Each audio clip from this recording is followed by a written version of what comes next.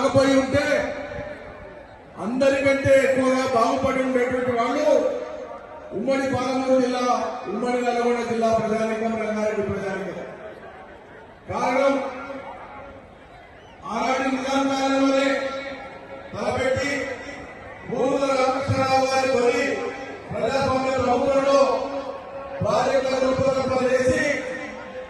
174 టీఎంసీల నీళ్లను కృష్ణా తుంగభద్రలోకి తీసుకొని అప్పర్ కృష్ణా భీమా తుంగభద్ర హైవేల కెనాల్ ద్వారా ఉమ్మడి పాలమూరు జిల్లాకు 174 టీఎంసీలు గ్రావిటీ ద్వారా ప్రవాహ కాలువల ద్వారా అందించడానికి తలపెట్టినటువంటి ప్రాజెక్టులు ఒక పక్క, నల్గొండ జిల్లా సర్వం పారగలిగినటువంటి అవకాశం ఉన్నటువంటి నందికొండ ప్రాజెక్టును తలపెడితే హైదరాబాద్ రాష్ట్రాన్ని తీసి ఆంధ్రలో కలిపినటువంటి పాపానికి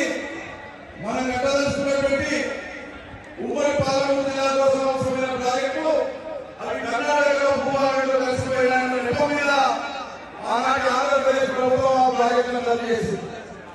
అదేవిధంగా నందికొండ ప్రాజెక్టును కట్టవలసిన కట్టకుండా కిందికి తీసుకోకపోయి నాగార్జున సాగర్ కట్టి ఎడమగావ ఎత్తున పెట్టి అతి తక్కువ ప్రాంతానికి మాత్రమే సాగు ఇచ్చేటువంటి ఒక పరిస్థితి కల్పించారు. ఆ తర్వాత